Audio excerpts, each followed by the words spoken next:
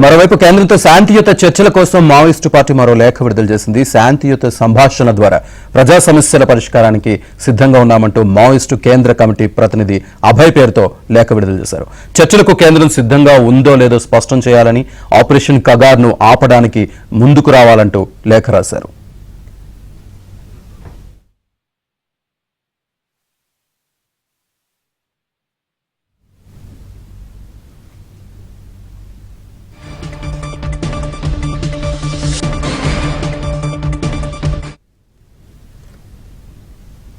కేంద్రంతో శాంతియుత చర్చల కోసం మావోయిస్టు పార్టీ మరో లేఖ విడుదల చేసింది. శాంతియుత సంభాషణల ద్వారా ప్రజా సమస్యల పరిష్కారానికి సిద్ధంగా ఉన్నామంటూ మావోయిస్టు కేంద్ర కమిటీ ప్రతినిధి అభయ్ పేరుతో లేఖ విడుదల చేశారు. చర్చలకు కేంద్రం సిద్ధంగా ఉందో లేదో స్పష్టం చేయాలని, ఆపరేషన్ కగార్ను ఆపడానికి ముందుకు రావాలంటూ లేఖ రాశారు.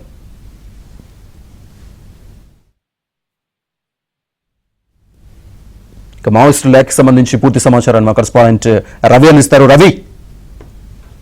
శ్రీనివాస్, ఆపరేషన్ కగార్తో వరుస ఎన్కౌంటర్లతో కోలుకోలేని దెబ్బతగులుతున్న మావోయిస్టు పార్టీ తాజాగా ఒక లేఖ విడుదల చేసింది. కేంద్ర ప్రభుత్వంతో మేము చర్చలకు సిద్ధమంటూ మావోయిస్టు కేంద్ర కమిటీ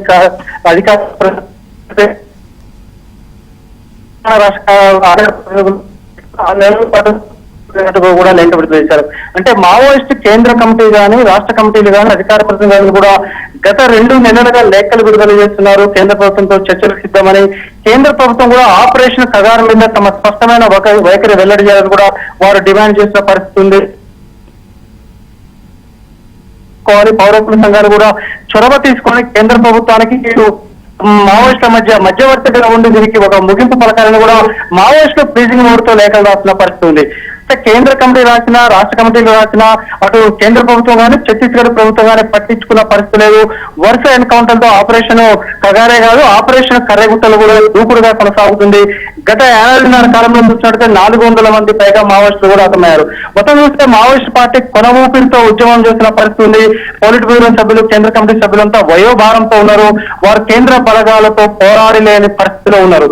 వరుస ఎన్కౌంటర్లతో కీలక నేతలంతా కూడా నేలరాలుతున్న పరిస్థితిలో మావోయిస్ట్ పార్టీ ఒక మెట్టు దిగి వచ్చి కూడా మేము చర్చలకు సిద్ధమని ప్రకటించినా గానీ కేంద్ర ప్రభుత్వం పట్టించుకున్న పరిస్థితి లేదు. మొత్తం చూస్తే తెలంగాణ, ఛత్తీస్గఢ్ సరిహద్దులో ఒక నీరుగప్పిన నింపుల యుద్ధ వాతావరణ పరిస్థితి ఉంది.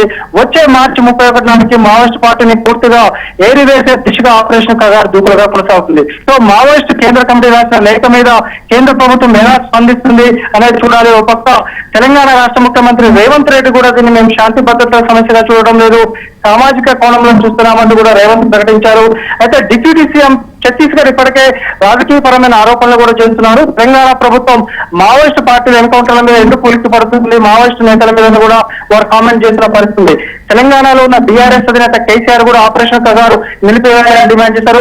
మొత్తం చూస్తే తెలంగాణ పౌర సమాజం నుంచి పెద్ద ఎత్తున డిమాండ్ వస్తుంది.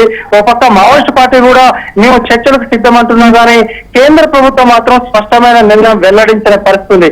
సో ఏం జరుగుతుంది ఏంటనేది చూడాలి. Srinivas. Right Ravi, thank you.